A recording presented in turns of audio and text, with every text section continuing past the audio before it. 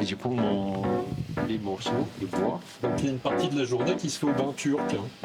Hein. tu vois rien maintenant avec les lunettes. C'est ça.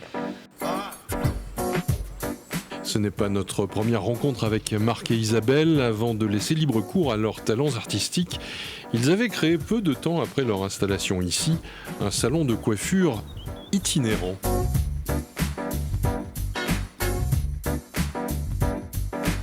Quoi de neuf? Toujours bien. Dans le concept, on a choisi des villages qui n'avaient pas de commerce ou peu de commerce. Dans tous les villages où on va, s'il y a une école, une épicerie, c'est tout. Aussi, nous avons choisi les villages sans coiffeur parce que c'était pas notre objectif. Voler les clients des autres, c'est donner un service à des villages qui n'ont pas de coiffeur. Voilà. Bien connu des coiffeurs, l'arthrose dans le cou oblige Marc à se reconvertir. Fils de menuisier, le bois l'attire.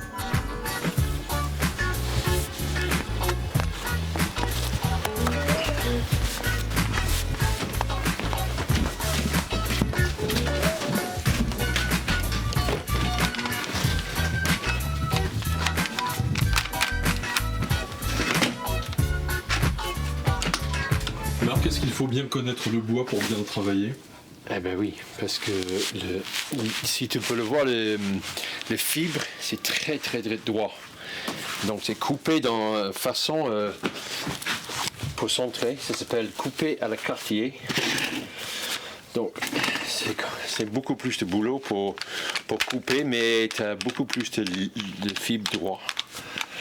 Et je cherche toujours le bois qui n'a pas de nœud. Parce que le nœud, c'est le vilain, si tu veux. C'est une fragilité. Oui. Et c'est très difficile, ça casse souvent. Mais quand tu centres, tu as à peu près 3 ou 4 minutes, tu peux manipuler le bois. Comme ça. Est-ce que tous les bois se prêtent à ce genre de travail? Non. Il y a le frêne, chêne, hêtre, le châtaignier un petit peu, mais le reste, les résineux, non, pas du tout, mais principalement ces 4 bois là, c'est le meilleur. Le meilleur de meilleur, c'est le frêne. Le bois qui est là, il vient de juste à côté, j'imagine. Ça, c'est le chêne américain qui est tombé pas trop loin, 5 minutes d'ici. Donc nous essayons de rester éco-responsables.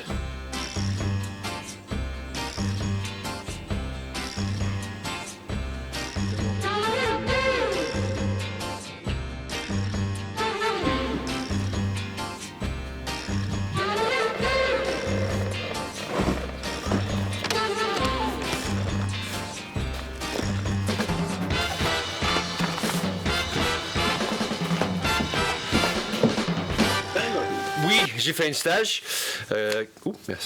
Stage avec un très grand artiste dans le monde de centrage, Carcassonne. Et j'ai fait un stage d'une semaine pour apprendre, pour essayer. Après, j'étais plutôt autodidacte. Et j'ai jeté pas mal de morceaux de bois par la porte parce que c'est vraiment un apprentissage parce que tu fais pas mal des problèmes au début, mais après, tu as appris comme tout. Aussi dur que du bois, je crois. Parce que nous ne sommes que tous les trois, c'est facile de travailler en couple? Alors, pas toujours, hein. Pas toujours. Oh. Il y a des fois, il y a des moments où c'est difficile, mais non, principalement, ouais, on s'entend très très bien. On s'entraide beaucoup des deux côtés. Lui quand il a besoin d'un coup de main et moi aussi. Donc voilà, c'est une histoire d'équilibre.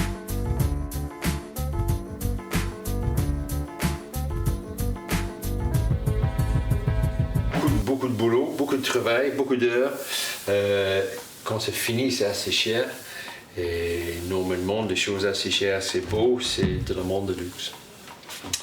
Par exemple, j'ai juste fini un qui était là-bas, qui part de maison à Paris, qui est dans une ville d'escalier qui va être 3 mètres hauteur, mais c'est une grande maison de luxe. Principalement, les objets peuvent être vus sur le site internet, mais après, nous, on organise des ventes directement à des particuliers, si besoin.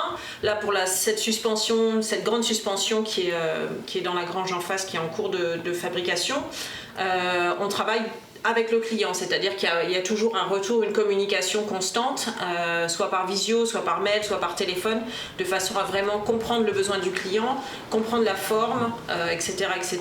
Ensuite, on travaille pour les lampes à poser avec quelques plateformes. Oui. On fait occasionnellement des portes ouvertes ici, en général 2 pendant l'année. De façon à montrer notre travail localement, mais aussi à cibler des gens autour d'ici et sur Limoges et les environs. Et ensuite, on travaille principalement avec des architectes d'intérieur. Voilà, donc là c'est une commande passée et la même procédure avec énormément de communication. Donc là, on a des produits qui sont partis à l'étranger, aux États-Unis. On en a une qui va partir en Suisse très prochainement. Dans un hôtel de 5 étoiles. Oui. Dans le foyer. Et on travaille aussi avec l'Allemagne et prochainement l'Angleterre, si tout va bien. Porto Rico. Et Porto Rico, oui. Porto Rico. Oui. Bah, ça justifierait presque d'accompagner les pièces, là. J'ai demandé, Oui. mais il ne voulait pas.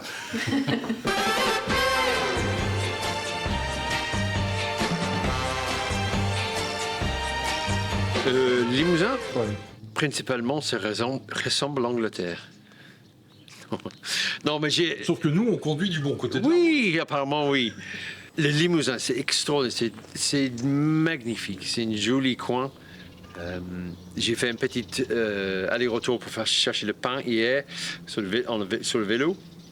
Et j'ai passé le coin magnifique, c'est super beau et c'est calme. Ici, il n'y a aucun bruit.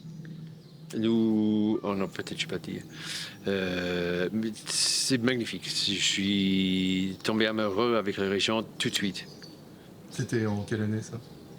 Nous avons fait un petit tour pour trouver une maison en 2004.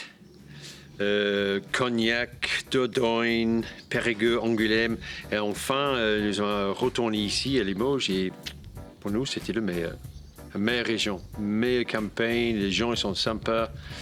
Donc, c'est 2004.